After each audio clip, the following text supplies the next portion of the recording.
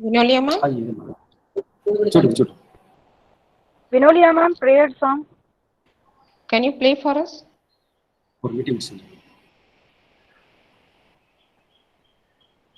Vinolia ma'am? Can you hear us?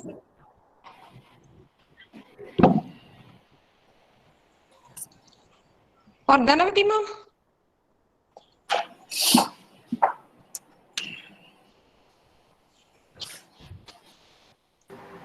Vinolia ma'am? Can you hear me?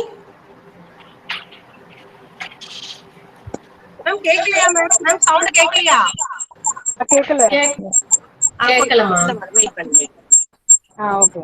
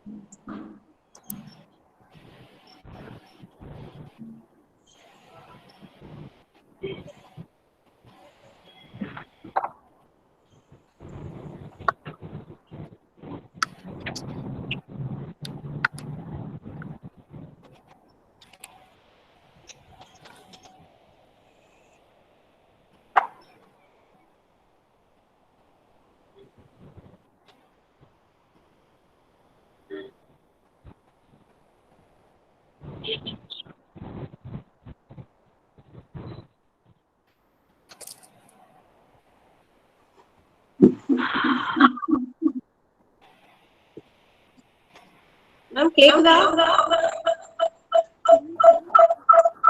கேக்கல. கேக்கலமா. Vinolia ma'am. Shall we have silent prayer? What about Satyakala ma'am? Okay. Our sister is here. Shall I ask our sister to pray for us? Sister, Priyanka sister is here. Priyanka sister? Priyanka sister?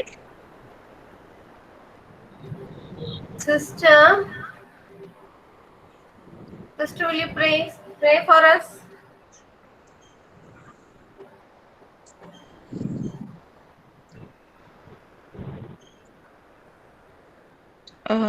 Vinolia ma'am, whether Priyanka sister is here? So, Satyakala ma'am, otherwise we can have silent prayer. Let us seek God's blessings and we will start the program. Now let me request Dr. Vinolia to propose welcome address. Okay, let us have a silent prayer. Then we can start the program with a welcome address. Vinolia ma'am? Yes, ma'am. Or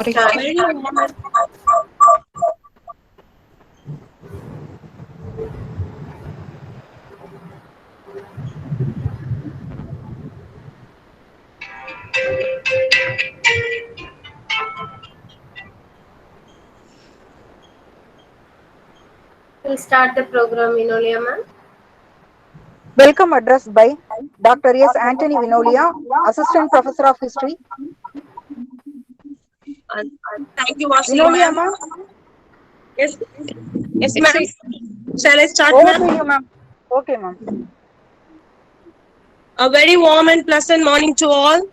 It gives me an immense pleasure to extend to you a hearty welcome on behalf of VOC College of Education, who has clubbed all of us to this two-day national level webinar on the birth anniversary of Vivo Chidambaran and Dr. Radhakrishnan.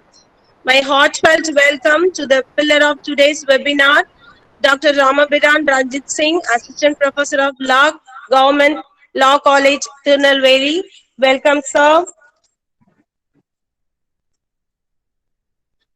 Next, I would like to welcome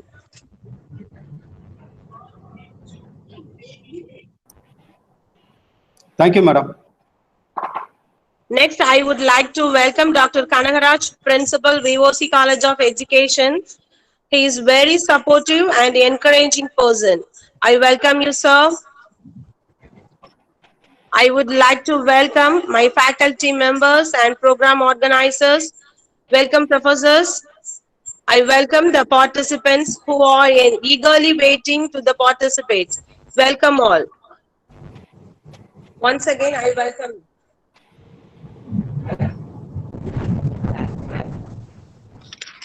Vasi ma'am.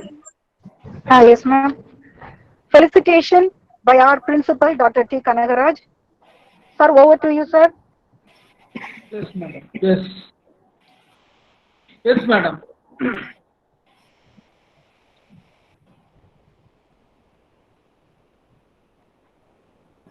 மதிப்பிற்கும் மரியாதைக்கும் உரிய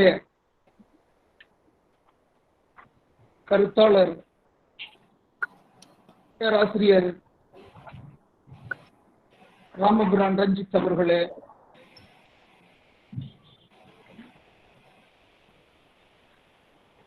பேராசிரியர் பெருமக்களே, மாணவ செல்வங்களே, உங்கள் அனைவருக்கும் என்னுடைய மனமார்ந்த வாழ்த்துக்களை தெரிவித்துக் கொள்வதில் பெருமகிழ்ச்சி அடைகிறேன். இன்றைக்கு கப்பலோட்டிய தமிழன், செக்கெழுத்த செம்மல், தென்னாட்டு திலகர் என்றெல்லாம் போற்றப்படுகின்ற வ.உ. சிதம்பரனாரினுடைய 149வது பிறந்த நாளை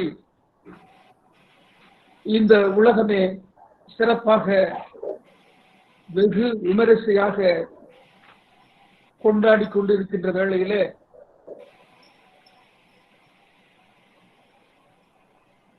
அந்த பெருமகனாரினுடைய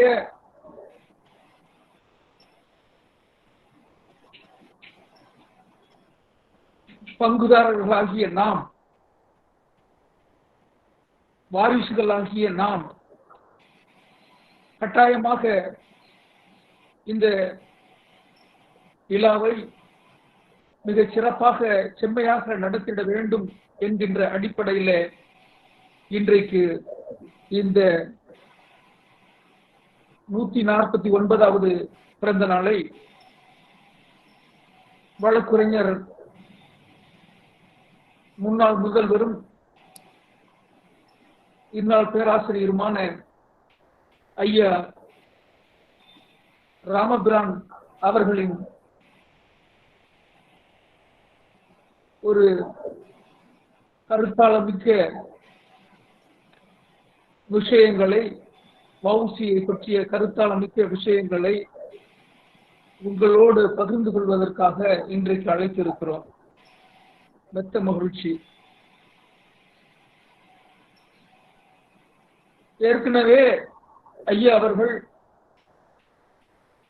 சென்ற முறை மனித உரிமைகள் சம்பந்தமாக மிக நீண்ட விஷயங்களை நம்மோடு பகிர்ந்து கொண்டார்கள், மாணவர்களோடு பகிர்ந்து கொண்டார்கள். அதை போன்று இன்றைக்கும் மீண்டும் நம்மோடு இணைந்திருக்கிறார்கள் இந்த இணையம் வழியாக.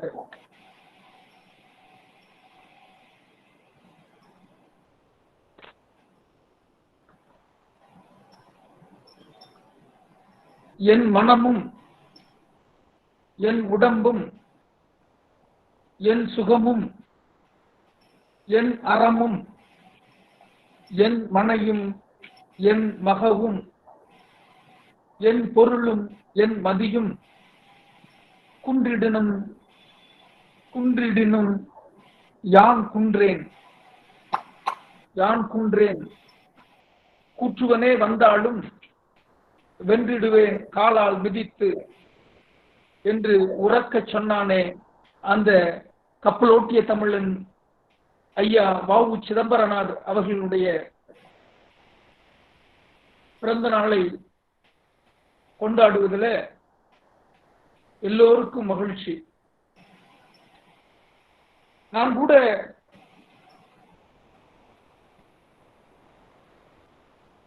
நம் கல்லூரி தலைவர்கள் அவர்களோடு சில நேரங்கள் பேசிக் கொண்டிருக்கின்ற பொழுது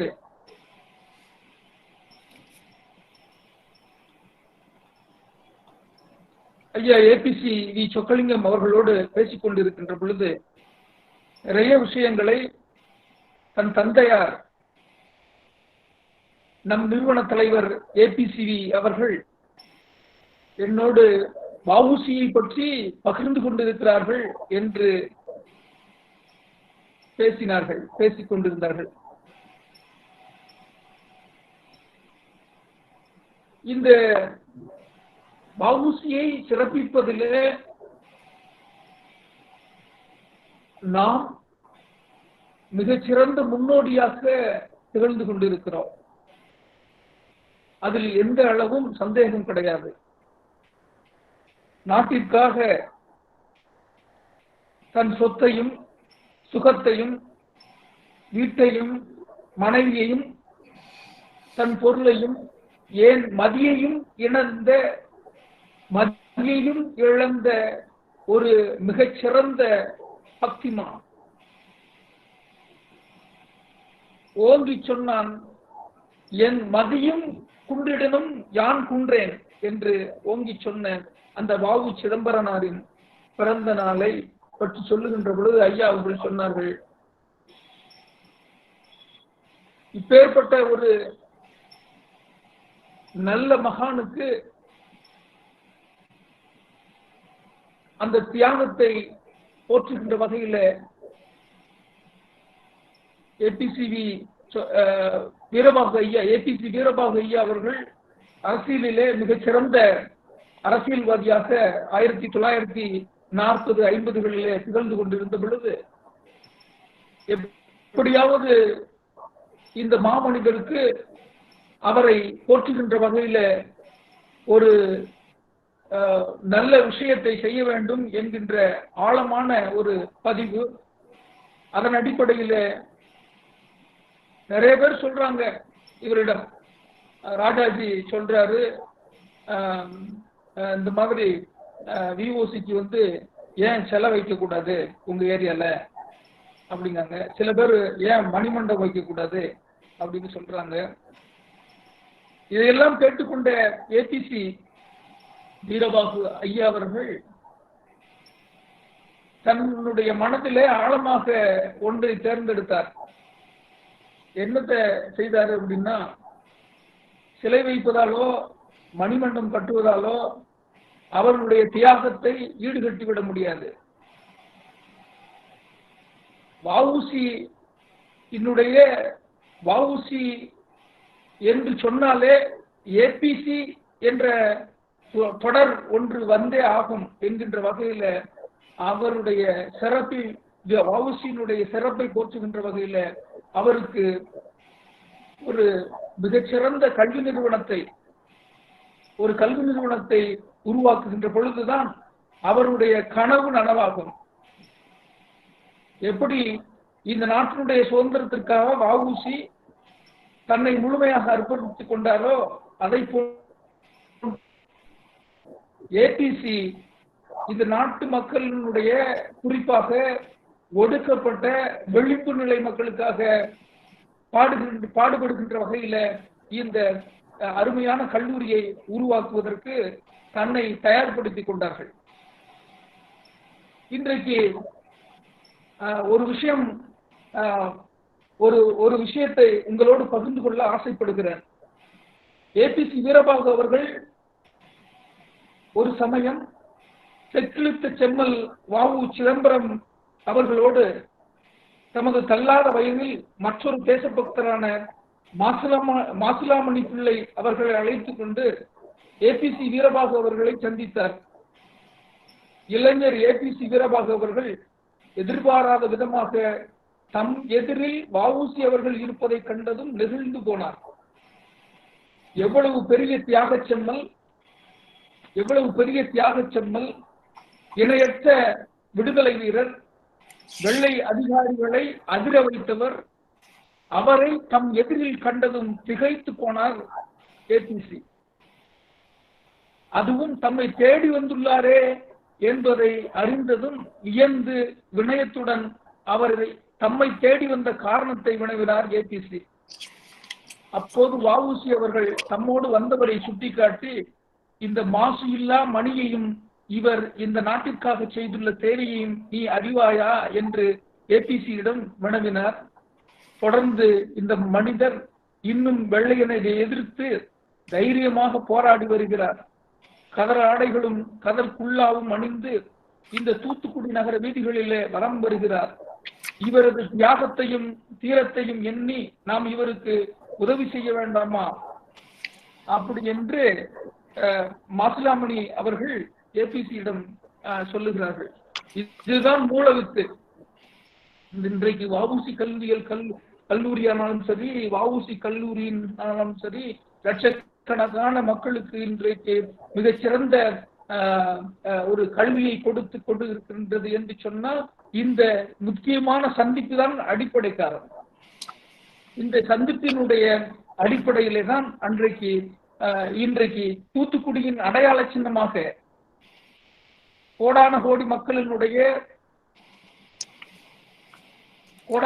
மக்களுக்கு கல்வி தருகின்ற ஒரு ஆலயமாக இன்றைக்கு அலங்கரித்துக் கொண்டிருக்கின்றது வஉசி கல்லூரியும் வஉசி கல்வியல் கல்லூரியும், அதை போன்று அதனுடைய சகோதரி கல்லூரியான ஏபிசி மகாலட்சுமி கல்லூரியும். ஆனால் இதற்கு பின்னால் இந்த கல்லூரிகளை உருவாக்குவதற்காக பாடுபட்டாரே ஏபிசி. அதன் சொன்ன அன்றைக்கு விடுதலை அடைவதற்கு முன்னாலே வஉசி செய்த நற்காரியங்களை தொடர்ச்சியாக ஏபிசி அவர்கள் செய்து கொண்டு வந்தார்கள். தொடர்ச்சியாக அந்த நற்காரியங்களை செய்து கொண்டு வந்தார்கள். அதனாலே ஏபிசி விஓசியை பற்றி பேசுகின்ற பொழுது ஏபிசியை பற்றி பேசுகின்ற பொழுது விஓசியும் தவிர்க்க முடியாத ஒன்று, ஒரு நாணயத்தின் இரண்டு பக்கங்கள் என்று கூட சொல்ல முடியும். அப்படிப்பட்ட ஒரு இன்றைக்கு சுதந்திர காலத்துல இந்த விளிம்பு நிலை மக்களினுடைய உயர்வுக்காக மிகச்சிறந்த பணியை இன்றைக்கும் இந்த பணியை செய்து கொண்டிருக்கின்றது என்று சொன்னால் அதற்கு ஏபிசியினுடைய பங்கு மிகச்சிறந்த பங்களிப்பு. அதனால இந்த வற்றாத கல்வி கடல் வஉசி கல்வியல் கல்லூரியும் சரி, வஉசி கல்லூரியும் சரி இன்றைக்கு மிக சிறந்த வகையில் இருக்கிறது என்று சொன்னால் அதற்கு காரணம் இந்த மாதிரியான முக்கியமான சந்திப்பு நிகழ்வுகள் என்று சொன்னால் மிகையாகாது.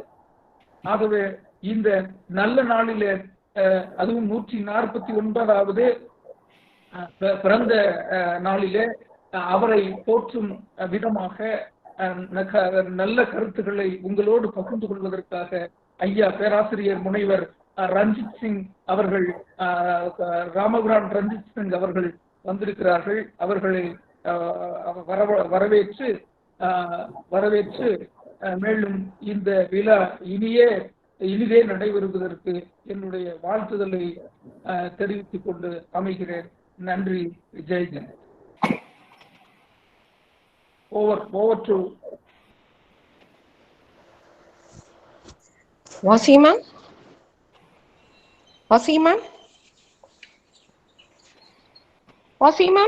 Yes, ma'am. Yes, ma'am. Thank you, Principal Sir.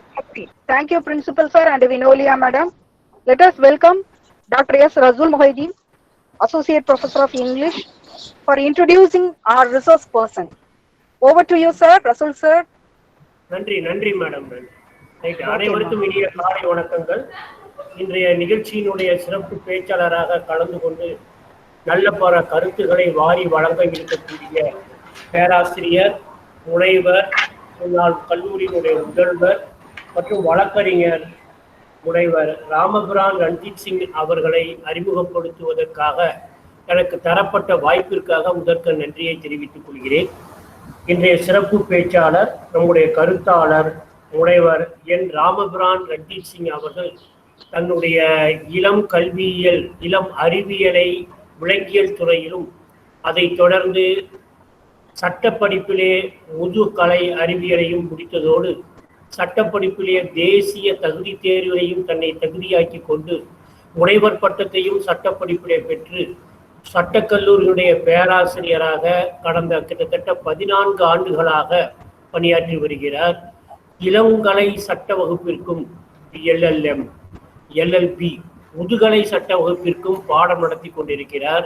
பாடம் நடத்துவதோடு மட்டுமல்லாமல் தான் சார்ந்திருக்கக்கூடிய அந்த பல்கலைக்கழகத்தினுடைய பல்வேறு அமைப்புகளிலும் தன்னை இணைத்து கொண்டு பல்வேறு பங்கு பணிகளையும் வழங்கி கொண்டிருக்கிறார்.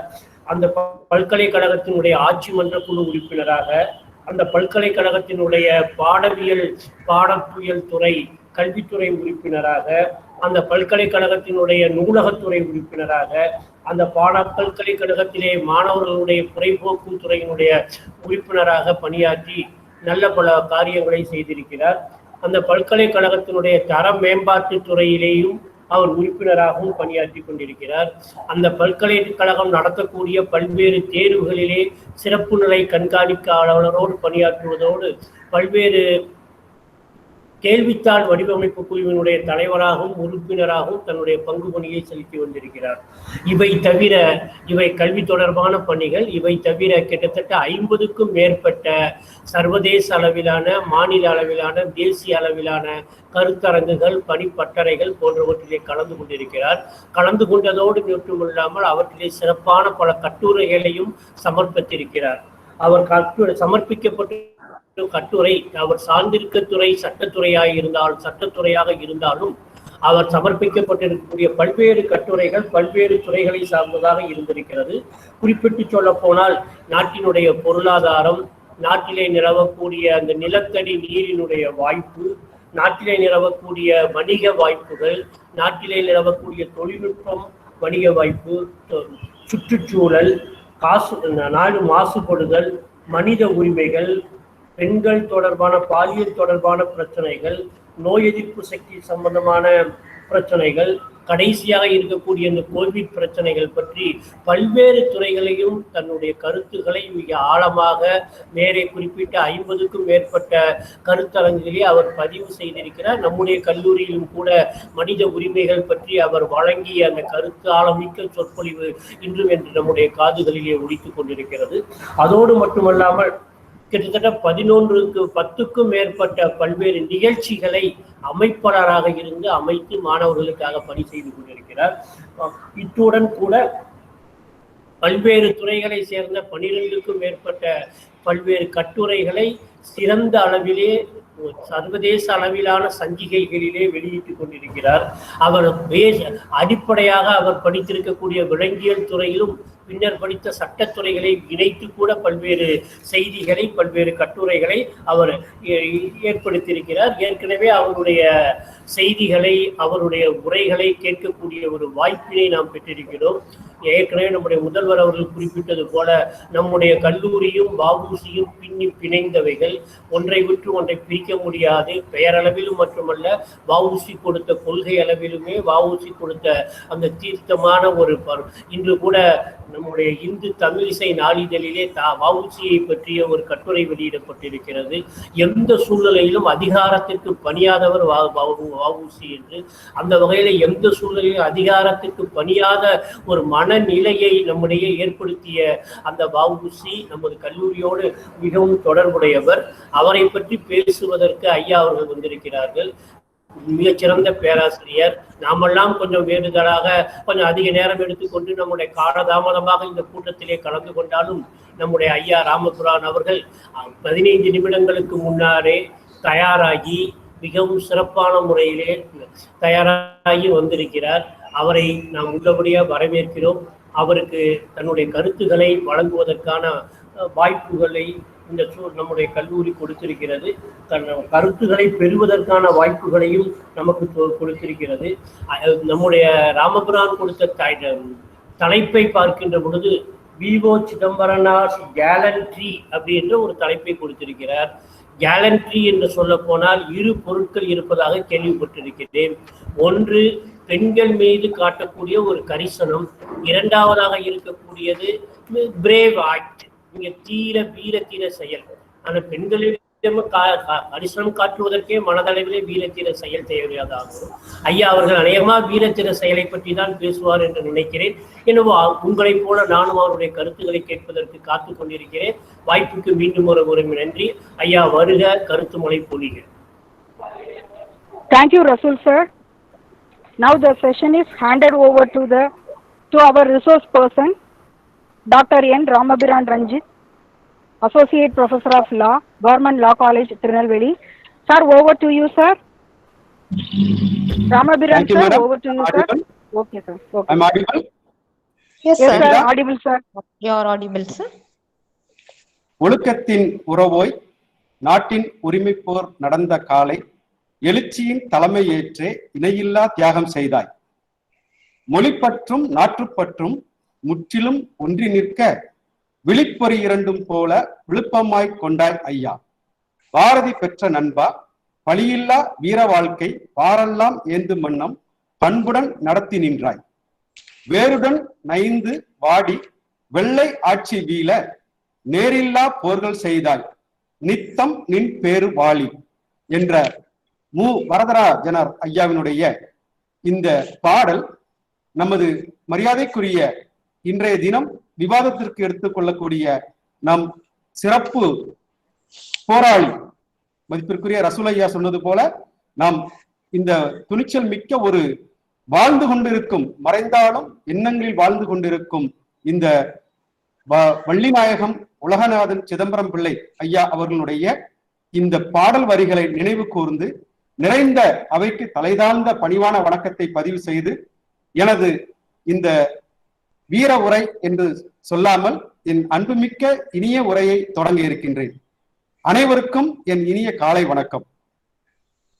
இங்கே வாழ்த்துரை வழங்கிய நம் கல்லூரியினுடைய முதல்வர் ஐயா கனகராஜ் ஐயா அவர்களுக்கும், என்னை பற்றி ஒரு சிற்றுரை ஆற்றிய ஐயா ரசூல் ஐயா அவர்களுக்கும், இந்த நிகழ்ச்சியை ஏற்பாடு செய்த என் அன்பு சகோதரிகள் பேராசிரியை முனைவர் சசிகலா, பேராசிரியை முனைவர் பிரேமலதா மற்றும் உள்ளிட்ட அனைத்து பேராசிரியர் பெருமக்களுக்கும், இந்த நிகழ்ச்சியில் இணையத்தில் இணைந்திருக்கக்கூடிய இணையற்ற அன்பிற்கு சொந்தமான என் இணையில்லா நண்பர்கள் அனைவருக்கும் இனிய காலை வணக்கத்தை பதிவு செய்து இந்த நிகழ்ச்சியை ஒரு வெற்றி நிகழ்ச்சியாக நடத்துவதற்கு என்னை வேண்டி விரும்பி கேட்டுக்கொண்ட அல்லது எனக்கு வாய்ப்பளித்த நல் உள்ளங்களுக்கு என்னுடைய பணிவார்ந்த நன்றியையும் காலை வணக்கத்தையும் பதிவு செய்கின்றேன்.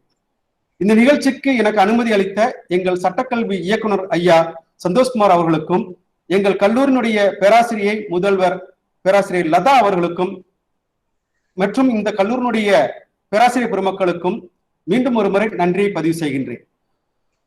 வாவு சிதம்பரம் பிள்ளை இன்று 149வது பிறந்த நாளை நாம் நாளைய தினம் கொண்டாட இருக்கின்றோம். ஏறத்தாழ 1872ஆம் ஆண்டு நாம் இந்தியாவில் ஒரு புரட்சி ஏற்படுத்தப்பட்ட ஒரு ஆண்டு என்று கூட சொல்லலாம். நான் சட்டம் சார்ந்த துறையில் பணியாற்றி வருவதால் நான் சட்டத்தினுடைய துணை கொண்டு தொடங்க இருக்கலாம் என்று நம்புகின்றேன்.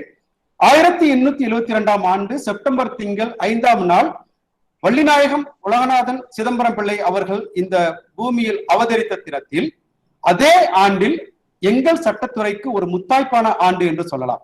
இன்றைய தினம் சட்டத்துறை வலுவாக செயல்பட்டுக் கொண்டிருக்கிறது என்று சொன்னால் அதற்கு அடிப்படையான ஒரு 3 சட்டங்களை நாம் கருத்தில் கொள்ள வேண்டும்.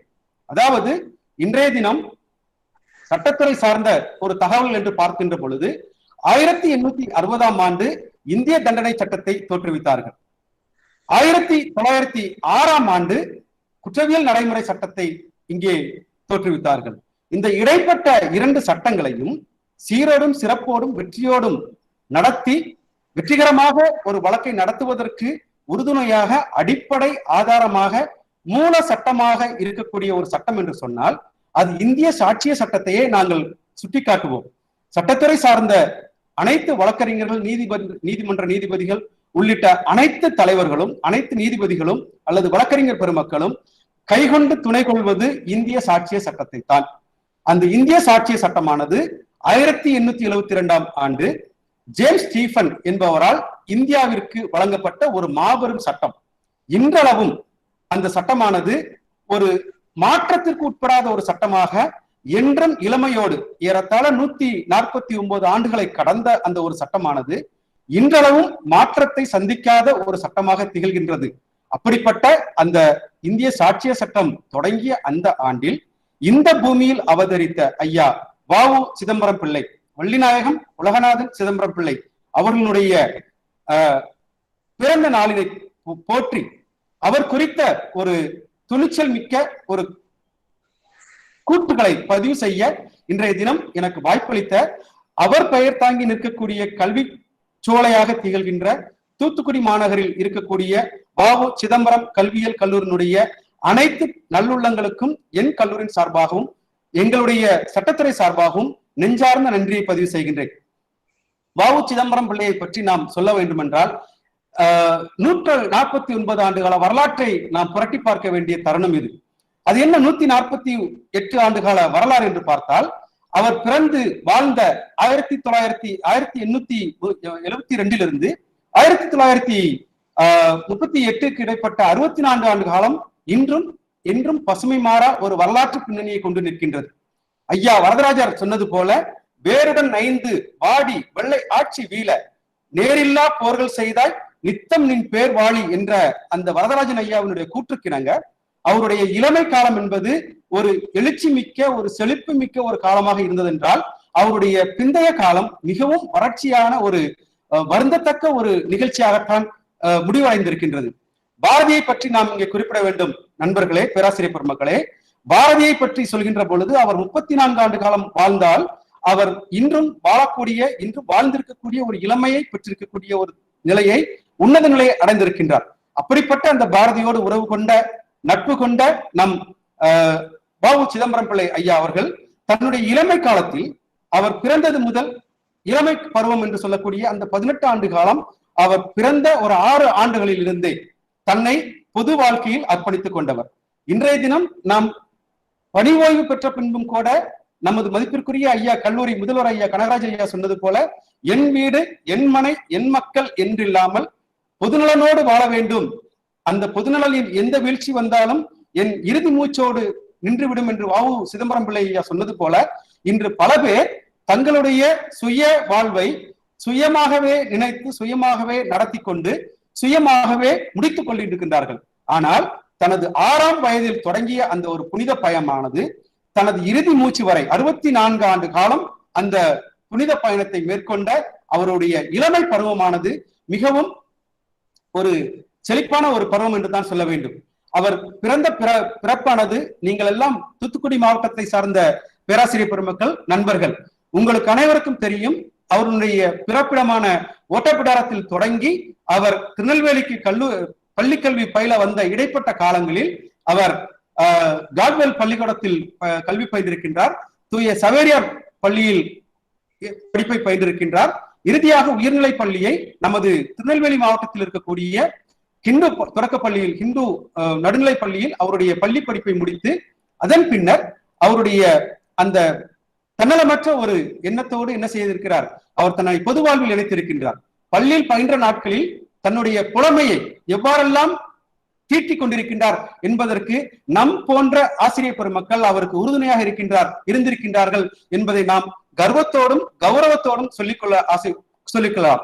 அப்படி பார்க்கின்ற பொழுது வ.உ. சிதம்பரம் பிள்ளை ஐயா அவர்களுடைய வாழ்க்கையில் 3 முக்கிய நபர்களை நாம் சுட்டிக்காட்ட வேண்டும். அவருடைய இளமை பருவத்தில் மரியாதைக்குரிய வீரபெருமாள் அண்ணாவி அவர்களுடைய பள்ளி படிப்பில் அவருக்கு தமிழை உச்சரிக்க, தமிழை போற்ற, தமிழை படிக்க கற்றுக் கொடுத்த அந்த வீரபெருமாள் அண்ணாவி அவர்களுடைய கரம் பற்றி வந்த அந்த ஒரு கல்வி பணி, அதன் பின்பு அள்ளிக்குளம் சுப்பிரமணியம் பிள்ளை என்பவரால் மெருகூட்டப்பட்டு இறுதியாக அவர் ஆங்கில புலமை பெறுவதற்காக ஓட்டப்பிடாரம் தாலுகா அலுவலகத்தில் பணியாற்றிய அந்த ஒரு நிர்வாக அலுவலர், கிளர்க் என்று சொல்லக்கூடிய அல்லது அட்மினிஸ்ட்ரேட்டிவ் ஆபீசர் என்று சொல்லக்கூடிய திரு கிருஷ்ணன் அவர்களுடைய, கிருஷ்ணன் ஐயங்கார் என்பவருடைய ஒரு சீரிய முயற்சியில் அவர் ஆங்கிலத்தை கற்றிருக்கின்றார்.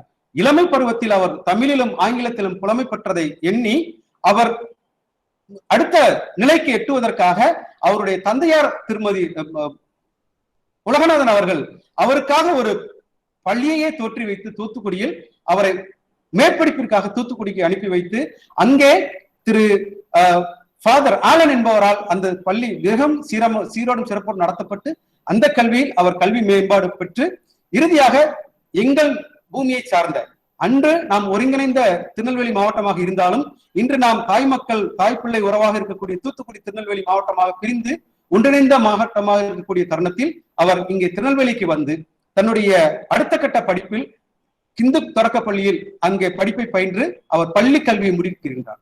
அந்த பள்ளி கல்வியை முடித்ததோடு நின்று விடாமல் அவர் மேலும் எங்கள் துறை சார்ந்த இன்று உலக அரங்கில் உன்னத பணியாக அல்லது உன்னத தொழிலாக போற்றக்கூடிய வழக்கறிஞர் தொழில் என்று சொல்லக்கூடிய அந்த உன்னத தொழிலை அவர் திருச்சியில் போய் படித்திருக்கின்றார். இன்று நடப்பது போல அரசு சட்டக்கல்லூரிகள் அன்று கிடையாது. அவர் அங்கு பணியாற்றக்கூடிய ஆங்கிலேய நீதிமன்றத்தில் பணியாற்றக்கூடிய வழக்கறிஞர்களிடம் பயிற்சி பெற்ற, இன்று நாம் ரிஜிஸ்டர்ட் மெடிக்கல் பிராக்டிஷனர் என்று சொல்லுவோம், அது போல அன்றைய தினம் ரிஜிஸ்டர்ட் லீகல் பிராக்டிஷனர் என்று சொல்லக்கூடிய அந்த ஒரு படிப்பை அங்க இருக்கக்கூடிய திருச்சியில் இருக்கக்கூடிய வழக்கறிஞரோடு இணைந்து அவர் அங்க பிளீடர்ஸ் என்று சொல்லக்கூடிய அந்த ஒரு பட்டத்தை பெற்று மீண்டும் இங்கே கோவில்பட்டிக்கு வந்து தன்னுடைய சட்ட பணியை தொடங்குகின்றார் வழக்கறிஞராக. அவர் தொடங்கிய நாள் முதல், தன்னை வழக்கறிஞராக அடையாளப்படுத்திய நாள் முதல் இறுதி மூச்சு வரை அவர் தன்னலம் கருதா பொதுநலத்தோடே அவர் செயல்பட்டு வந்திருக்கின்றார் என்றால் அது ஒரு போற்றத்திற்குரிய, ஏற்றத்திற்குரிய ஒரு சிறந்த ஒரு குவாலிட்டி என்று தரம் என்று தான் சொல்ல வேண்டும். இன்றைய தினம் வழக்கறிஞர்கள் வழக்கிற்காக பல லட்சம் ரூபாய் பெறுகின்ற தருணத்தில் அன்றைய தினம் அவர் வாவு சிதம்பரம் பிள்ளை ஐயா அவர்கள் தன்னுடைய சொந்த காசை, தன்னுடைய சொந்த பணத்தை செலவிட்டு பாதிக்கப்பட்டவர்களுக்கு நீதியை பெற்று தந்த ஒரு உன்னத பணியை மிகவும் துணிச்சலோடு செய்தார் என்றால் அது ஒரு மிகையற்ற உன்னதமான பணி என்றே சொல்ல வேண்டும் நண்பர்களே. இது அவர் வழக்கறிஞராக தன்னுடைய பணியை தொடங்கினாலும் கூட அன்றைய தினம் இந்தியா முழுமையும் ஆங்கிலேயர்களால் அடிமைப்படுத்தப்பட்டு ஆங்கிலேயர் வசம் இருந்த ஒரு நிலையில் ஆங்கிலேயர்கள் மட்டுமே தொழிலை செய்ய வேண்டும் அல்லது வர்த்தகத்தை செய்ய வேண்டும் என்ற நிலையை உடைக்க நினைத்த முதல் தமிழன், முதல் இந்தியன் என்று சொன்னால் அது வாவு சிதம்பரம் பிள்ளைக்கு நிகர் வேறு யாரையும் நாம் சுட்டிக்காட்ட இயலாது. அன்றைய தினம் இந்த ஆங்கிலேய கம்பெனியை அவர்கள் மட்டுமே அந்த தரைவழி போக்குவரத்து மற்றும் கடல்வழி போக்குவரத்தை மிகவும் சிறப்பாக செய்து வந்த நிலையில் அவர்களுக்கு இணையாக, ஏன் அவர்களை வீழ்த்த வேண்டும் என்ற ஒரு எண்ணத்தில் கடல்வழி போக்குவரத்தை தொடங்க ஒரு அச்சாரமிட்ட ஒரு தலைவர், உன்னத தலைவர் என்று சொன்னால் அது வாவு சிதம்பரம் பிள்ளை அவர்களை தவிர வேற யாரும் நாம் சுட்டிக்காட்ட இயலாது. அன்றைய தினம் சுதேசி கப்பல் நிறுவனத்தை தோற்றுவித்து இலங்கைக்கும் தூத்துக்குடிக்கும் இடையே கப்பல் போக்குவரத்தை தொடங்கி அவர் வர்த்தகத்தை தொடங்கினார் என்றால், இன்னும் சொல்ல போனால் இன்றைய தினம் அந்த சேம்பர் ஆஃப் காமர்ஸ் என்று சொல்லக்கூடிய ஒரு அமைப்பு இன்றைய தினம் உலக அரங்கில் மிகவும் ஒரு வெற்றி பெற்ற ஒரு அமைப்பாக செயல்படுத்தப்பட்டு வந்து கொண்டிருக்கின்றது. அந்த அமைப்பை தோற்றுவித்த ஒரு அடிப்படை அமைப்பை தோற்றுவித்த அந்த ஒரு கட்டமைப்பை தோற்றுவித்த ஒரு நபர் என்று சொன்னால் அது ஐயா வாவு சிதம்பரம் பிள்ளை அவர்களையே நாம் சுட்டிக்காட்ட இயலும். அன்றைய தினமே என்று பார்த்தால் ஏறத்தாழ 1906ஆம் ஆண்டிலே இந்த அமைப்பை அவர் தோற்றுவித்திருக்கின்றார். அவர் கப்பல் நிறுவனம் தொடங்கிய அந்த சுதேசி கப்பல் நிறுவனத்தை தொடங்கிய அந்த 1906ஆம் ஆண்டிலேயே அவர் சேம்பர் ஆஃப் காமர்ஸ் என்று சொல்லக்கூடிய ஒரு அமைப்பை தோற்றுவித்து அந்த அமைப்பிற்கு தலைவராக இருந்து பல்வேறு அந்த வர்த்தகத்தை இலங்கைக்கும் தூத்துக்குடிக்கும் இடையிலே செய்து வந்திருக்கின்றார். இவருடைய தொழில் திறமையை கண்டு, இவருடைய வியாபார நுணுக்கங்களை கண்டு, இவருடைய அறிவு புலமையை கண்டு அஞ்சி நடுங்கிய ஒரு அமைப்பு ஆங்கிலேய அமைப்பு. இவரை வீழ்த்த வேண்டும் என்ற ஒரு திட்டத்தை, இவரை எப்படியெல்லாம் இவரை வளைத்து போட இயலும் என்பதை சூட்சகமாகவும் சூழ்ச்சியாகவும் தந்திரமாகவும் செய்தார்கள் என்றால் அதற்கு முட்டுக்கட்டை கொடுக்க பல்வேறு திட்டங்களை வகுத்த ஆங்கிலேயர்களை வீழ்த்தி வெற்றி வாகை சூடிய ஒரு தமிழன் என்று சொன்னால் அது வாவு சிதம்பரம் பிள்ளை ஐயாவே சாரும். அப்படிப்பட்ட அந்த நபர் ஆங்கிலேயர்களுடைய அந்த பிரிட்டிஷ் ஸ்டீம் நேவிகேஷன் கம்பெனி என்று சொல்லக்கூடிய ஆங்கிலேய நீராவி கப்பல் கம்பெனியை வீழ்த்த வேண்டும் என்பதற்காக அன்றைய தினமே ஏறத்தாழ 1906ஆம் ஆண்டில் ஏறத்தாழ 10 லட்சம் ரூபாயை அவர் சேகரிக்க வேண்டிய ஒரு நிர்பந்தத்தில் கட்டாயத்தில் இருந்தார்.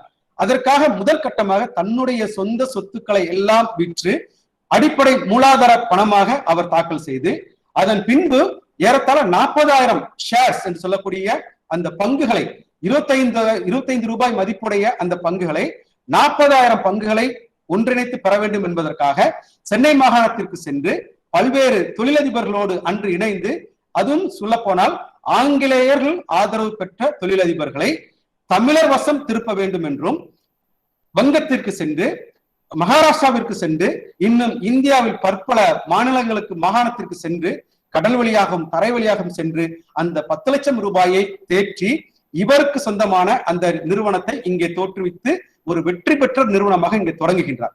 அது ஆங்கிலேய ஆட்சிக்கு வீழ்த்தப்பட்ட முதல் அடி. அந்த அடி என்று சொன்னால் ஆங்கிலேய company, British navigation scheme company என்று சொல்லக்கூடிய அந்த நிறுவனத்தை வீழ்த்துவதற்கான முதல் அச்சாரத்தை அவர் தூத்துக்குடியில் தொடங்குகின்றார்.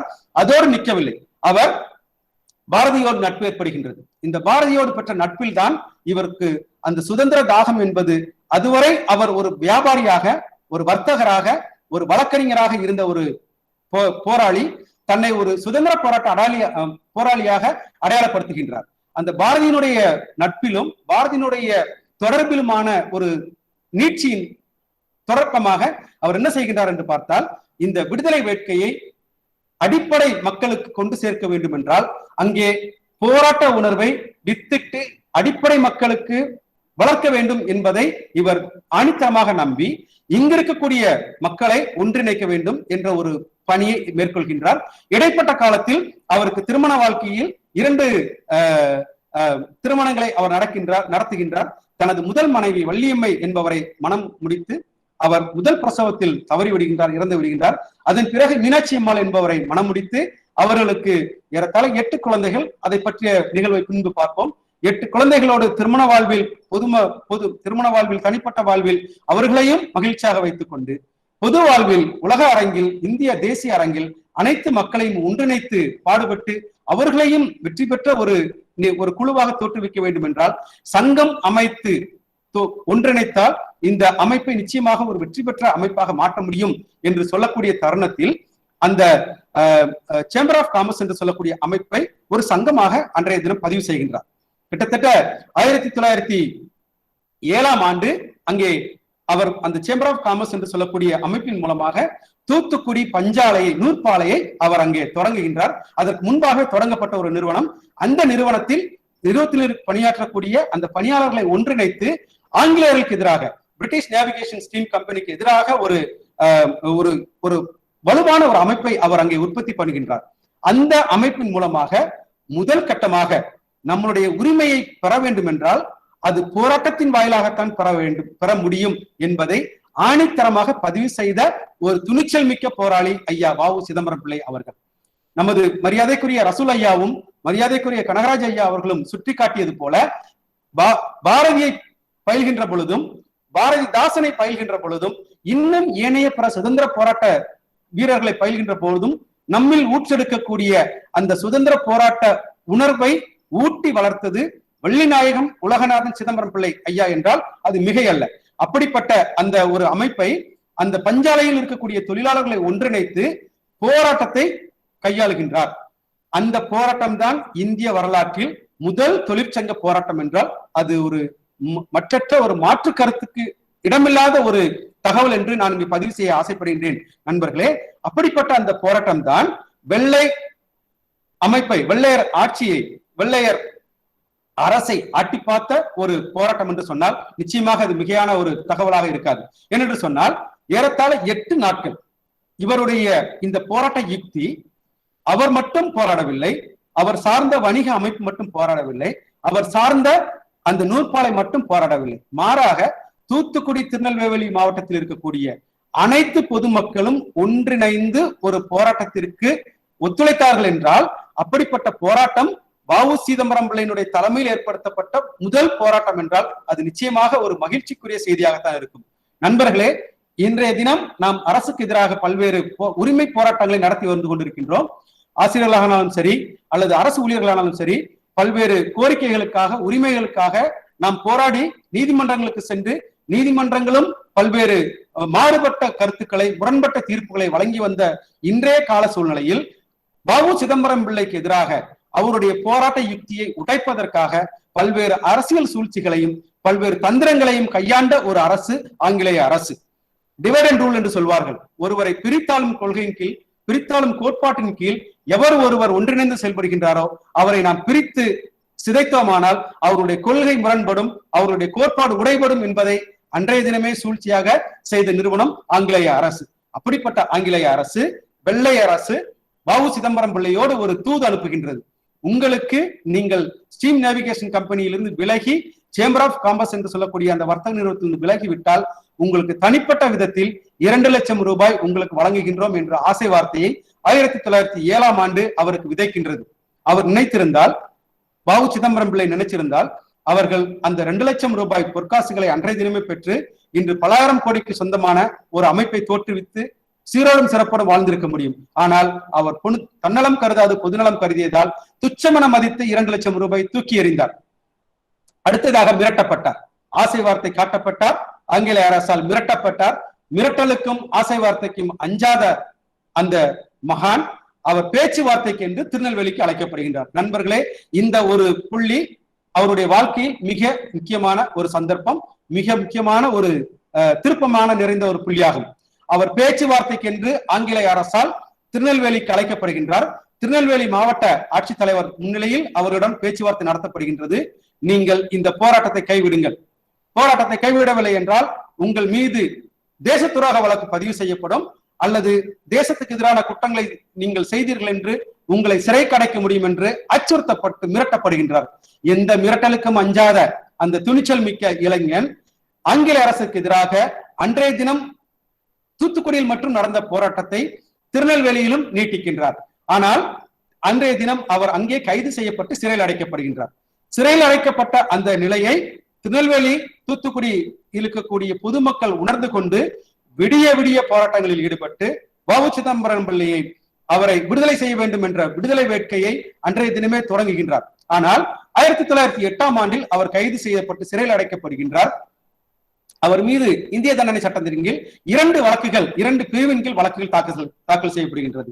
123A of IPC and 153A of IPC என்று சொல்லக்கூடிய 123A என்று சொல்லக்கூடிய இத்தியாச பிரிவின் கீழ் இந்திய தண்டனை சட்டத்தின் கீழும் 153A பிரிவின் கீழ் இந்திய தண்டனை சட்டத்தின் கீழும் 2 பிரிவுகளின் கீழ் அவர் மீது வழக்கு தாக்கல் செய்யப்படுகின்றது.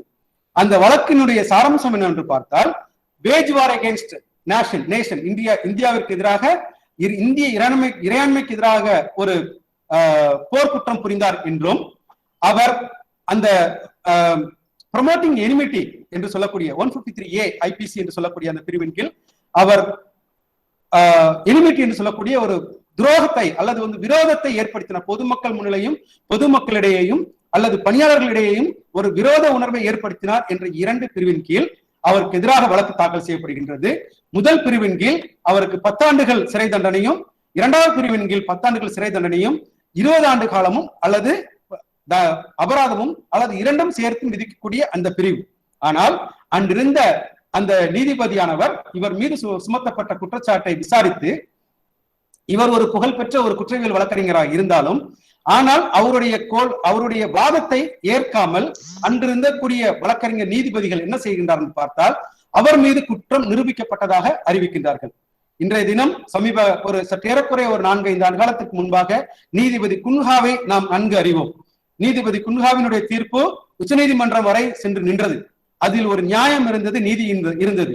ஆனால் அதே குன்ஹாவின் பெயரை தாங்கி இருக்கக்கூடிய பின்ஹோ என்று சொல்லக்கூடிய ஒரு நீதிபதி இவருக்கு 40 ஆண்டு காலம் சிறை தண்டனை விதிக்கின்றார்.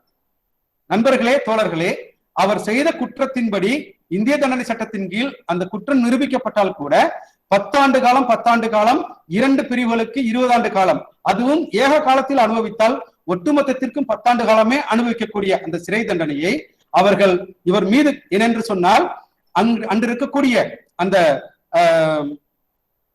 நீதிபதி அவருடைய தீர்ப்பில் எழுதுகின்றார். இவருடைய வார்த்தைகள், இவர் பிரயோகிக்கும் அந்த விதம் இந்திய சுதந்திரத்திற்கு அல்லது ஆங்கிலேய ஆட்சிக்கு சாவுமணி அடிக்கக்கூடிய வார்த்தைகளாக அமைகின்றது. நண்பர்களே, குறித்துக் கொள்ளுங்கள், இவருடைய வார்த்தைகள் ஆங்கிலேய ஆட்சிக்கு சாவுமணி அடிக்கக்கூடிய வார்த்தைகளாக இருக்கின்றது. இந்திய விடுதலைக்குண்டான எழுச்சியை கருவில் இருக்கக்கூடிய குழந்தைக்கு ஊட்டக்கூடிய வார்த்தைகளாக இருக்கின்றது என்று அந்த நீதிபதி தன்னுடைய தீர்ப்பில் பதிவு செய்கின்றார்.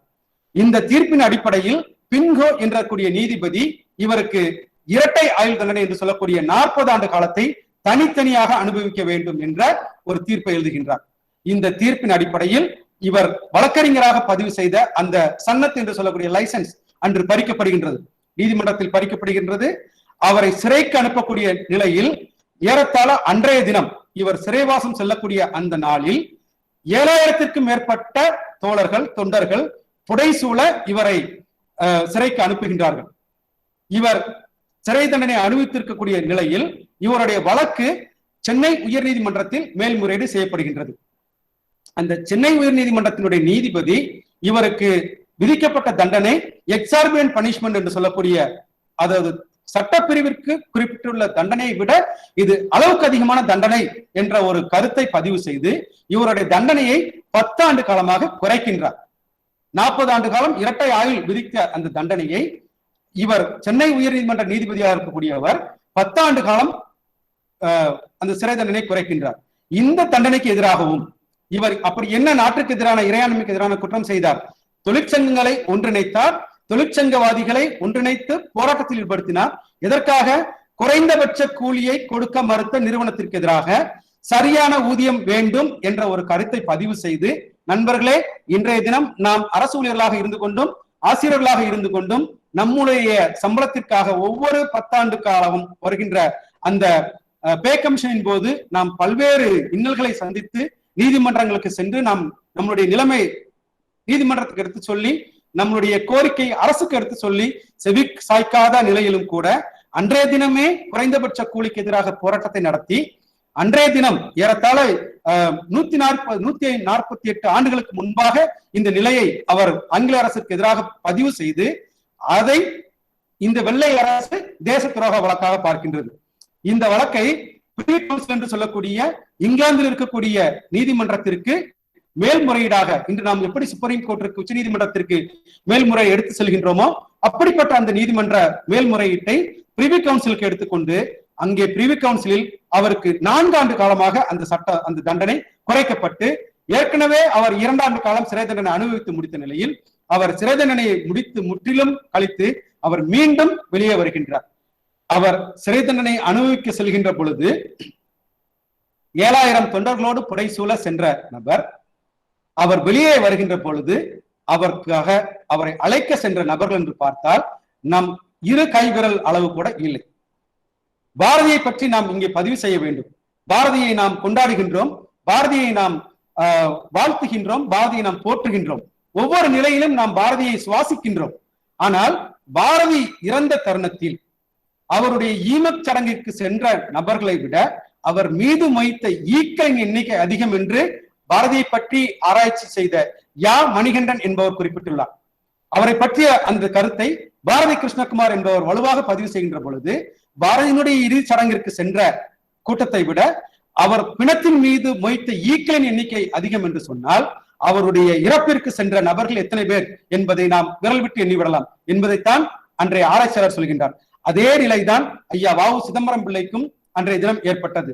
தன்னுடைய தண்டனையை முடித்துக் கொண்டு விடுதலைக்கு பின்னர் அவர் ஏறத்தாழ 1913ஆம் ஆண்டே அவர் விடுதலை பெற்று வருகின்ற பொழுது அந்த நீதிமன்ற தீர்ப்பை முடித்து தண்டனையை முடித்து 1913ஆம் ஆண்டு அவர் வெளியிலே வருகின்ற பொழுது அவரை வரவேற்க சென்ற நபர்களின் எண்ணிக்கை பார்த்தால் மொத்தத்தில் 7 to 8 பேர் என்றால் அது ஒரு வருத்தத்திற்குரிய ஒரு செயலாக இங்கே பதிவு செய்ய வேண்டியது இந்த தருணத்தில் மிக முக்கியமான ஒன்றாக இருக்கும் என்று நம்புகிறேன் நண்பர்களே.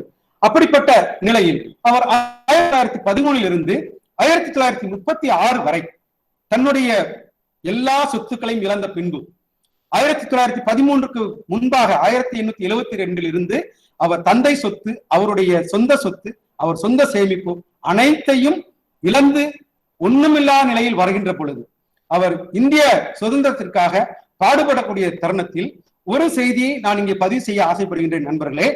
தென்னாப்பிரிக்க தேசத்தில் வாழக்கூடிய வ. உ. சிதம்பரம் பிள்ளை பற்றி தெரிந்த, இந்திய போராட்டத்தை பற்றி தெரிந்த நபர்கள் ஏனென்று சொன்னால் அந்த காலகட்டத்தில் மகாத்மா காந்தி என்று சொல்லக்கூடிய நாம் மோகன்சந்த் கரம்சந்த் காந்தி அவர்கள் அங்கே தென்னாப்பிரிக்க தேசத்தில் சுதந்திர போராட்டத்தை நிகழ்த்தி கொண்டிருக்கின்றார்.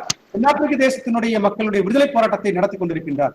அங்கே இருக்கக்கூடிய மக்கள் விடுதலைக்காக ஒரு அன்றைய தினமே ஏறத்தாழ 1 லட்சம் ரூபாய் தொகையை வசூல் செய்து அதை மகாத்மா காந்தியிடம் ஒப்படைக்கின்றார். இதை வ.உ. சிதம்பரம் பிள்ளையிடம் கொண்டு போய் சேருங்கள், இந்திய போராட்டத்திற்கு இந்த பங்களிப்பை தென்னாப்பிரிக்க விடுதலை மக்களினுடைய பங்களிப்பை கொண்டு போய் சேருங்கள் என்று சொல்லக்கூடிய அந்த ஒரு அமைப்பு ஒரு பணத்தை தொகையை காந்தியின் வசம் கொண்டு சேர்க்கின்றார். இறுதி வரை அந்த பணம் வ.உ. சிதம்பரம் பிள்ளையை வந்தடையவில்லை. அந்த பணமானது இறுதி வரை வ.உ. சிதம்பரம் பிள்ளை வந்தடையவில்லை.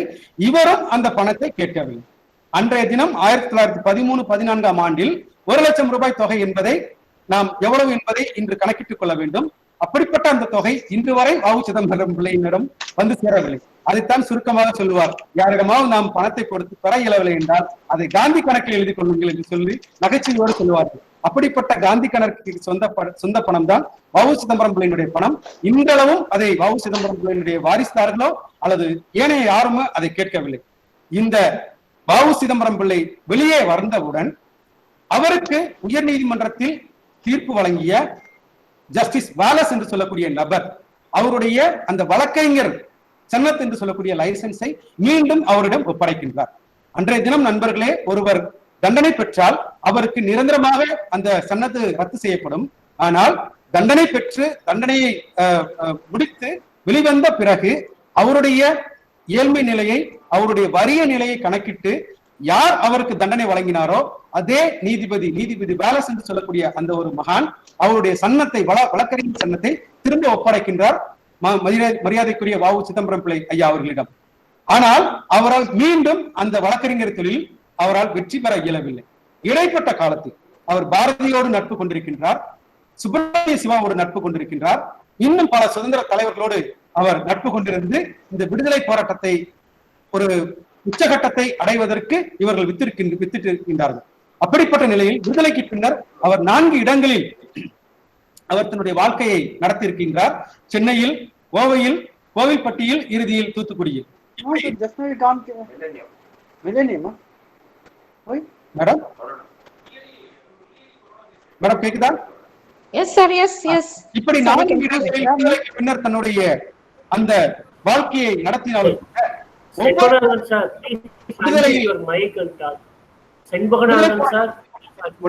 அவர் தமிழ் மீது கொண்ட காதலால் பாரதியின் நட்பை பெற்றதனால் பலியில்லா வீர வாழ்க்கை வாழ்ந்ததால் பாரெல்லாம் ஏந்தும் வண்ணம் பண்புடன் நடத்தி நின்றார் என்ற வரதராஜன் கோட்சிக்கிணங்க அவர் தமிழ் மீது தீராத காதல் கொண்டதால் அவர் பல்வேறு நூல்களை இங்கே எழுதியிருக்கின்றார். அப்படிப்பட்ட நூல்கள் நித்தத்தில் 4 நூல்களை நாம் இங்கே குறிப்பிட்டு சொல்ல இயலும். முதலாவது நூல் என்று பார்த்தால் மெய்யறம் என்று சொல்லக்கூடிய ஒரு நூல்.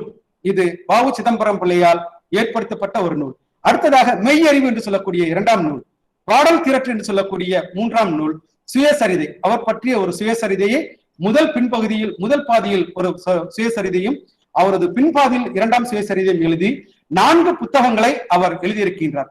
இந்த மெய்யறிவு என்று சொல்லக்கூடிய அந்த பாடலானது அந்த புத்தகமானது பார்த்தால் 5 பகுதிகளை உள்ளடக்கிய ஒரு பிரிவுகளாகும்.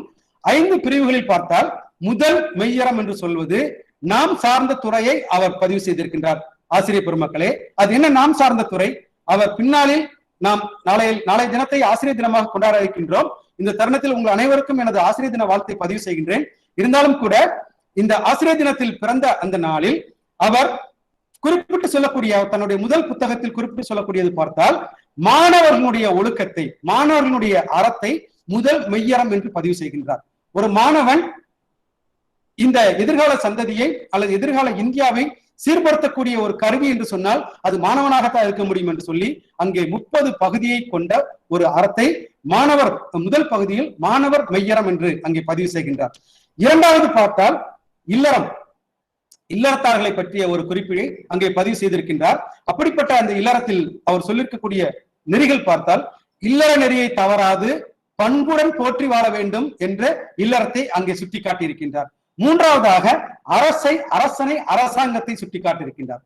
நாம் இங்கே சொல்கின்ற பொழுது நம்ம மரியாதைக்குரிய முதல்வர் ஐயா சொன்னார், பாரதியை அல்லது வஉசியை சொல்கின்ற பொழுது வஉசிக்கும் வஉசி கல்வி நிறுவனத்திற்கும் அதை தோற்றுவித்த ஐயா ஏபிசி நிறுவத்தார் அவர்களுக்கும் ஒரு ஒன்றிய தொடர்பு உறவு இருக்கின்றது என்பது சொன்னது போல, ஒரு அரசு என்பது மாணவர்களை, ஆசிரியர்களை, அரசை ஒன்றிணைத்து செயல்படக்கூடிய ஒரு அமைப்பாக இருந்தால் அந்த அறமானது நிச்சயமாக மெய்யறம் என்பதை வ.உ. சிதம்பரம் பிள்ளை ஐயா அவர்கள் பதிவு செய்திருக்கின்றார்கள்.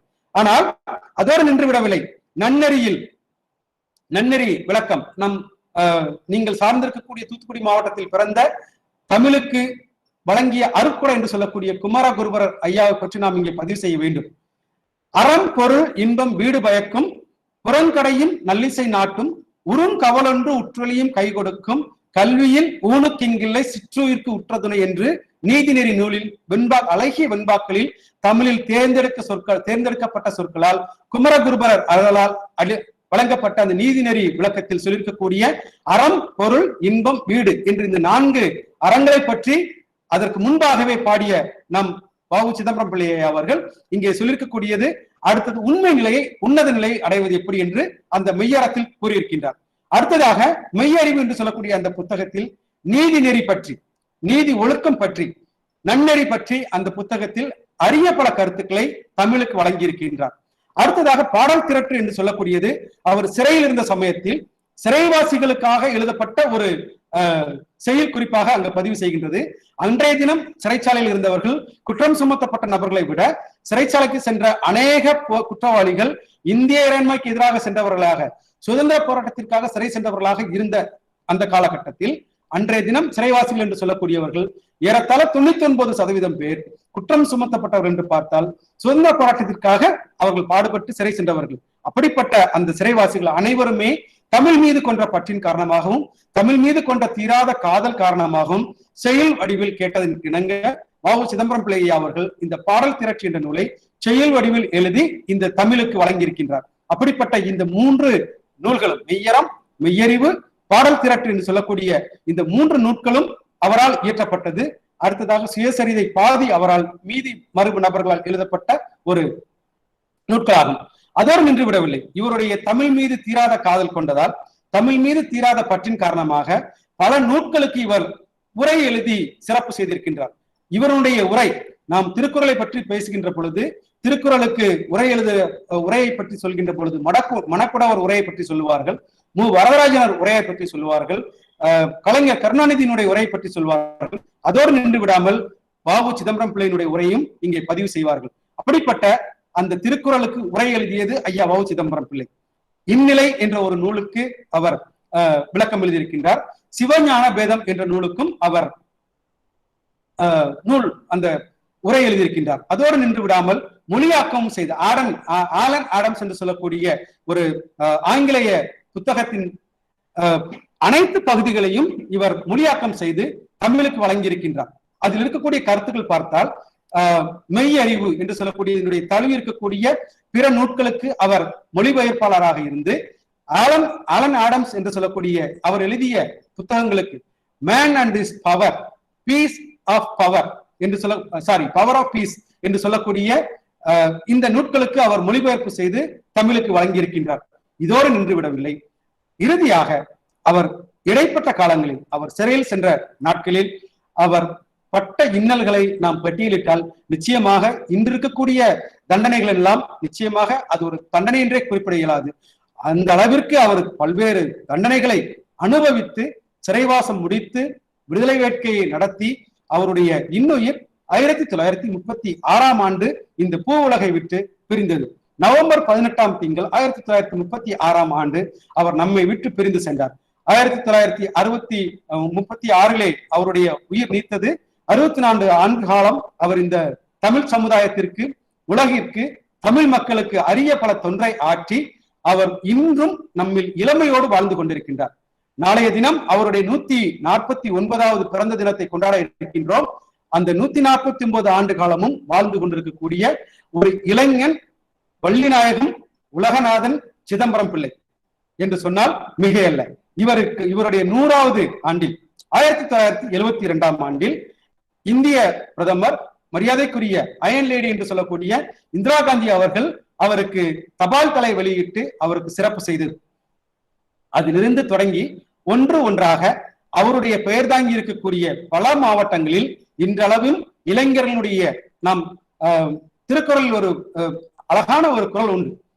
குடி என்னும் குன்றா விளக்கு, மடி என்னும் மாசுர மாய்ந்து கெடும் என்ற வள்ளுவன் வாக்கு.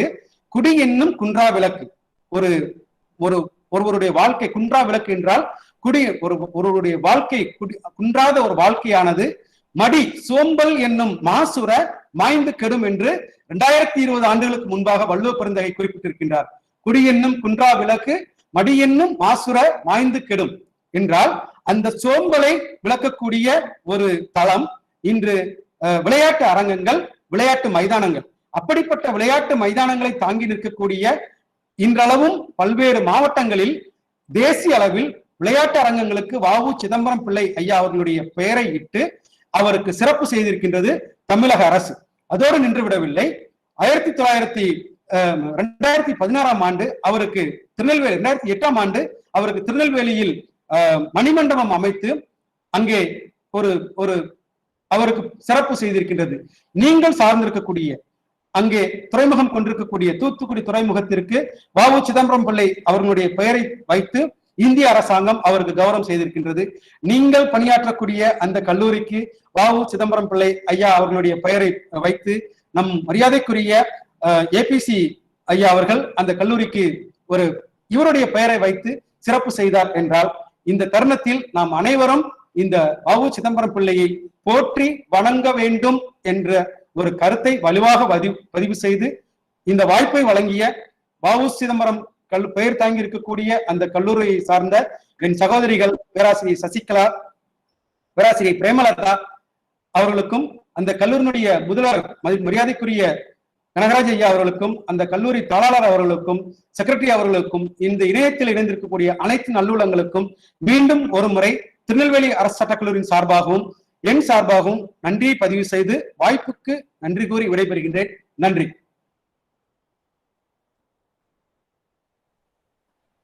Thank you, Ramabiran sir.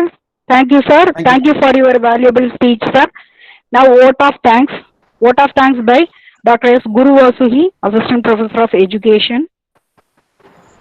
அனைவருக்கும் இனிய வணக்கம். பேரருளாம் எம் இறைவனுக்கு நன்றி. அவர் படைத்த இக்கருவிக்கு நன்றி. செல்வத்திலும் எளிமை, வறுமையிலும் பரோபகாரம், துன்பத்திலும் மனோபலம், பதவியிலும் பணிவு, தோல்வியிலும் விடாமுயற்சி, முடியும் வரை முயற்சி செய், ஒரு நாள் விடிவு காலம் வரும் என்ற கூற்றுக்கு உதாரணமாக விளங்கிய எம் வ.உ.சி. அவர்களின் வாழ்க்கை வரலாற்றை புரட்டி பார்ப்பதில் யாம் பெருமிதம் கொள்கிறோம். மலர்களின் வாசம் காற்று வீசும் திசையில் மட்டுமே செல்லும், ஆனால் ஒருவர் செய்யும் தர்மமோ நாலா திசையும் செல்லும் என்ற சாணக்கியரின் கூற்றுக்கிணங்க கல்வி சேவை புரியும் எம் நிர்வாகத்திற்கு எமது நன்றி. எல்லாமே நம்ம நேரம், எல்லாமே நல்ல நேரம், சொல்லும் விதத்தில் தான் உள்ளது என்ற சொற்களுக்கு இலக்கணமாக திகழும் எம் முதல்வர் முனைவர் தா. கனகராஜ் அவர்களுக்கு எமது நன்றி. வயதை பின்னுக்கு தள்ளி வைராக்கியத்தோடு வாழும் ஒவ்வொருவரும் வீட்டின் நம்பிக்கை நாயகர்கள். ஆம், எம் வ.உ.சி. குடும்ப நம்பிக்கை நாயகர் ஆங்கிலத்துறை இணை பேராசிரியர் முனைவர் எஸ். ரசூல் மொஹைதீன் அவர்களுக்கு எமது நன்றி. நமது பிரச்சனைகளை நாமே தீர்த்து கொள்ளும் போது மன வலிமையும் நம்பிக்கையும் இன்னும் அதிகரிக்கும் என்பதற்கு உதாரணமாக திகழும் எமது வரலாற்றுத்துறை துணை பேராசிரியர் முனைவர் எஸ். ஆண்டனி வினோலியா அவர்களுக்கும் எமது நன்றி. தேவைக்கான தேடலும் மாற்றத்துக்கான முயற்சியும் வாழ்க்கைக்கான யுக்திகளும் நாட்டுப்பற்றும் மனித நேயமும் தேவை. விடாமுயற்சி என்ற ஒற்றை நூல் சரியாக இருந்தால் வெற்றி எனும் பட்டம் நம் வசமே என்பதை மிக அழகாக அருமையாக கருத்து செறிவுடன் நமது வ.உ.சி. அவர்களின் வாழ்க்கை வரலாறை சுட்டிக்காட்டி நாமும் வரலாறு படைக்க வேண்டும் என்று எம்மை ஊக்குவித்த எம் சிறப்புமிகு சிறப்பு விருந்தினர் முனைவர் என். ராமபிரான் ரஞ்சித் சிங், சட்டத்துறை இணை பேராசிரியர், அரசு சட்டக்கல்லூரி திருநெல்வேலி அவர்களுக்கு எமது நன்றியை உரித்தாக்குகிறேன். முடியாது என எதையும் விடாதே, முயன்று பார், நிச்சயம் முடியும் என்ற கூற்றை மெய்ப்பிக்கும் எம் ஒருங்கிணைப்பாளர்கள், ஏற்பாட்டாளர்கள் திருமதி எம். சசிகலா, முனைவர் எஸ். பிரேமலதா, முனைவர் ஜி. ராஜதுரை, முனைவர் சி. தனவதி மற்றும் அனைவருக்கும் எமது நன்றி. இந்நிகழ்விற்கான அழைப்புதல் மற்றும் சான்றிதழ் ஆகியவற்றை வடிவமைத்த எம் முன்னாள் மாணவர் திரு முத்துராமன், துணை பேராசிரியர் காமராஜர் கல்லூரி அவர்களுக்கு எமது நன்றி. வானவில் தோன்றும் போது வானம் அழகாகிறது. எம் பார்வையாளர்களாகிய மாணவர்களும் ஆசிரியர்களும் பிற துறை வல்லுநர்களும் பங்கேற்கும் போதுதான் இந்நிகழ்வே உயிரோட்டம் பெறுகிறது. வ.உ.சி. அவர்களின் வாழ்க்கை வரலாறை அறிந்து தம் மற்றும் தமது மாணவர்களின் வாழ்க்கையை நற்சிலை போல் செதுக்க வந்திருக்கும் அனைத்து நல்ல உள்ளங்களுக்கும் எமது நன்றி நன்றி நன்றி. Dear students, you are asked to fill your attendance link. Thank you one and all. Madam, Premalada madam, Shashikala madam, same attendance link for both B.Ed and Yes, thank you, Wasima. Okay, ma'am. Then the certificate link also posted. Please fill up and submit it. You can get the certificate immediately. It will only today only generated 100 certificates. The remaining will be generated tomorrow. ஒரு இனிமையான நான் சொல்லணும்னு தோணுது. இது வந்து கருத்தரங்கமா இல்ல தமிழ் கவியரங்கமாங்கிற மாதிரி ஒரு தேமதுர சாரலே இங்க பெஞ்சது. முதல்வர்ல தொடங்கி நம்மளுக்கு அந்த கருத்தாளரை அறிமுகப்படுத்தின நம்மளுடைய ரஜினி இணைய அவர்களை தொடர்ந்த கருத்தாளர், அதனை தொடர்ந்து நம்மளுடைய ஹிந்தி நமக்கு எல்லாருக்கும்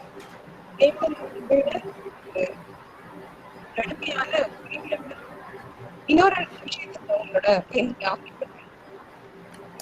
ஆக்சுவலா இந்த ப்ரோக்ராம்ல வந்து நம்மளுடைய டாக்டர் ராஜேந்திரன் சார் தான் பங்கேற்றதாக, ஆனால் சில தவிர்க்க முடியாத காரணங்களால பங்கேற்ற முடியவில்லை. அதனால நேற்று காலையில தான் நம்மளுடைய வழக்கறிஞரை நாங்கள் அது உடனே சம்மதம் உடனே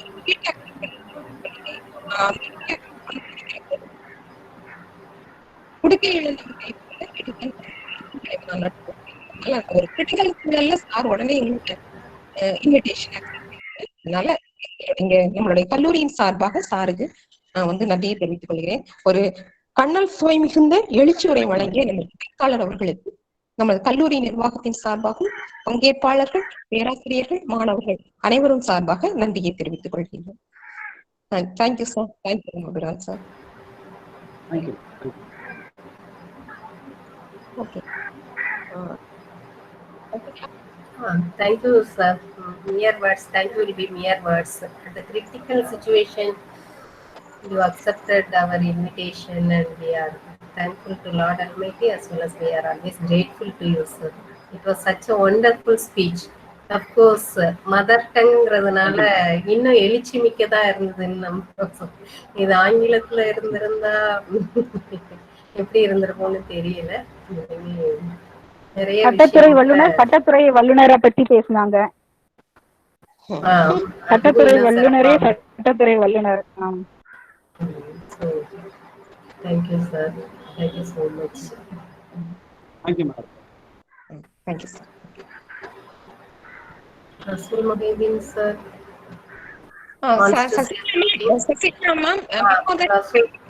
Rasul sir wants to say something, sir. Rasul sir. இல்லம்மா, ஒண்ணு மேடம், நான் முதல்ல சொன்னது என்னன்னா, நம்ம அட்டெண்டன்ஸை பத்தி பேசிட்டு இருந்தீங்க. அதனால சீஃப் கெஸ்ட் வந்து நீங்க வந்து அவங்க சொன்னேன். ஆனா I don't know, but thank you sir. Sir ஒரு நல்ல ஒரு டாக், நல்ல ஒரு ரியலி ரொம்ப நாளைக்கு அப்புறம் நல்ல ஒரு டாக். ஒரு சட்டத்துறையை சார்ந்தவர்கிட்டேருந்து நீங்க குமரகுருபரர் பேருந்து மூவா, குமரகுருபரர், பாரதியார், பாரதிதாசன், திருக்குறள் எல்லாமே சொன்னது ரொம்ப நல்லா இருந்தது. திருக்குறள்ல வந்து அந்த சொன்ன வந்தது கருத்துகள் எல்லாமே சிறப்பா இருந்தது. சட்டத்துறையில ரொம்ப நல்லா இருந்தது. நல்ல ஒரு டாக். வ.உ.சி.யை பத்தி நிறைய செய்திகளை தெரிவித்தோம். ரொம்ப நன்றி sir. Okay, sir. Shall we have a screenshot, sir? Sir, Ranjit Singh, sir. Stay back sometime, sir. Madam, எனக்கு எக்ஸ்பெரிமென்ட் தெரியல. நீங்க எடுத்துறீங்களா? இப்பவே எடுத்துறீங்க சார். நீங்க எடுத்துறீங்க. மேம் கொஞ்சம் வெயிட் பண்ணுங்க மேம், ஒரு நிமிஷம். அம்மா பிரின்சிபால் கேளுங்கம்மா. Yes. Principal also online. Principal, sir. Sir, principal, sir.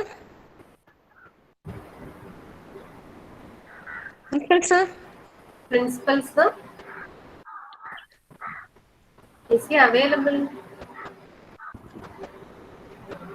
Otherwise, I got to make a call. Okay, please make it. Girija madam, unmute your video and come and show your Please, face, madam. please. Vasigi ma'am, Dear Vasigi ma'am, yes ma'am Vashi ma'am, இருக்கேன் they are ma'am asking இருக்கேன் for இருக்கேன் feedback. Vasigi ma'am, நீங்க நம்ம AQRல இருந்து தான் வந்திருக்கீங்க. ஆமா ஆமா ஏடிஆர்ல இருந்து வந்திருக்கேன். அப்படி ஸ்கிரீன்ஷாட் எடுங்க. நான் எனக்கு இது நெட்வொர்க் ப்ராப்ளம் வெளியே வந்துருச்சு. நான் அதான் இப்ப மறுபடியும் ட்ரை பண்ணிட்டு இருக்கேன். நான் அதுக்குள்ள வந்துட்டேன்னா ஸ்கிரீன்ஷாட் எடுத்துருவேன். Girija madam, Kavita madam, எல்லாரும் கொஞ்சம் வாங்கல. மேடம் செல்லுல எனக்கு எடுக்க முடியாது, நான் சிஸ்டத்துல இருந்து எடுத்துருவேன். கொஞ்சம் வெயிட் மேடம் செல்லுல எனக்கு ஸ்கிரீன்ஷாட் கொஞ்சம் வெயிட் பண்ணுங்க, கொஞ்சம் வெயிட் பண்ணுங்க மேம். இது கொஞ்சம் okay madam okay. Network sorry problem ma'am. இது ரெண்டாவது.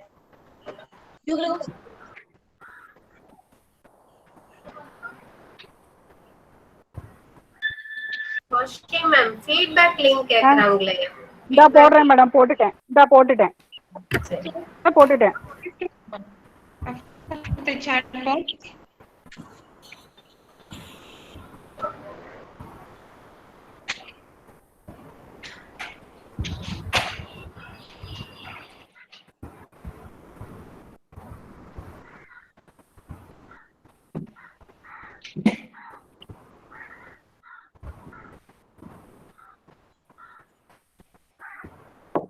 Welcome Sasipriya.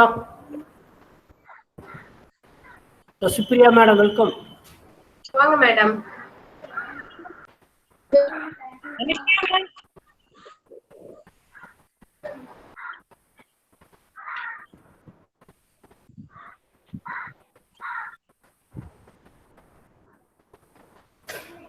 Russell sir, good morning. Good afternoon, Sashi Priya. The session is good morning. Sasipriya, welcome. Thank you, sir. Thank you, sir. We got lot of info. Wasim அங்க இருக்காங்க, கிடைக்க மாட்டாங்க சாருக்கு. சொல்லுங்க madam. இதுல வாசிங்க மேம், நீங்க ட்ரை பண்ணுங்க மேம். அங்க ஏடிஆர் ரூம் இருக்கும். எனக்கு சார் ரூம், அவங்க ரூம்ல இருக்காங்க, பிரின்சிபல் ரூம்ல இருக்காங்க. எடுக்க முடியுமா madam? Sasipriya madam, Sasipriya madam எனக்கு இங்க யார் இருக்காங்கன்னு தெரியலையே. அப்படியா? எனக்கு நெட் ப்ராப்ளம் சுத்திக்கிட்டே இருக்கு, லைன் கிடைக்கவே மாட்டேங்குது. கவிதா வாங்க, ஏன் அப்புறம் திரும்பி போயிட்டீங்க கவிதா? சசிகலா மேடம், சசிகலா மேடம், சொல்லுங்க மேம். சசிகலா மேடம், அதான் கண்ட்ரோல் பிரிண்ட் ஸ்கிரீன் கொடுங்க மேடம். ஒரு நிமிஷம். கண்ட்ரோல் பிரிண்ட் ஸ்கிரீன் கொடுங்க. கண்ட்ரோல் பிரிண்ட் ஸ்கிரீன் வாஷிகி மேம், அட் அ டைம்ல பிரஸ் பண்ணுங்க மேடம். எந்த சைடுல இருக்கும் மேம்? கண்ட்ரோல் பிரிண்ட் ஸ்கிரீன் சமூகனா கூப்பிடுங்க மேடம். எதுல இருக்கும் மேடம்? கீபோர்ட்ல எந்த பக்கம்னு சொல்லுங்க. Thank you. Control left side வரும் மேடம். லெஃப்ட் சைடு டாப்ல பிரிண்ட் ஸ்கிரீன். டாப்ல பிரிண்ட் பிஆர்டி ஸ்கிரீன் வரும் மேடம். ஒரு நிமிஷம். ஒரு வேர்ட் டாக்குமெண்ட்ல கண்ட்ரோல் வி கொடுங்க, பேஸ்ட் ஆயிரும். ஒரு நிமிஷம். Alt print screen madam. ALT Alt print screen.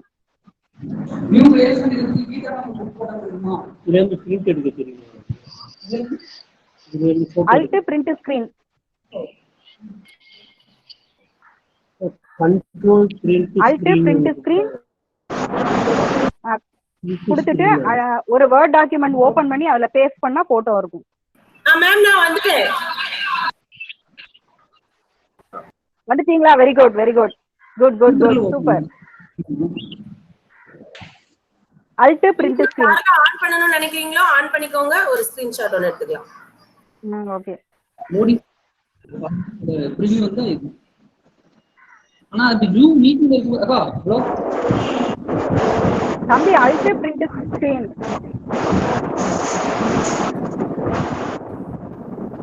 வாஷிகி என் சிஸ்டத்துல இல்லையே வாஷிகி. அவங்க வினோலியா வந்துட்டாங்களா மேடம்? வினோலியா வந்துட்டாங்களா? சரி. அல்ட் பிரிண்ட்னா print screen. print screen TRT screen வரும் மேடம், TRT screen வரும். Print screen. Ma'am, I will take தானம்மா? மேம் எடுத்துட்டேன் ma'am. Thank you. Sasikala ma'am, no problem, எடுத்துட்டேன். Thank you, ma. Thank you. Thank you, thank you. Thank you, sir. எடுத்துட்டீங்களா? Okay, okay. Thank you, thank you. Recording Vinolia madam, recording cut பண்ணிருங்க. Okay, okay.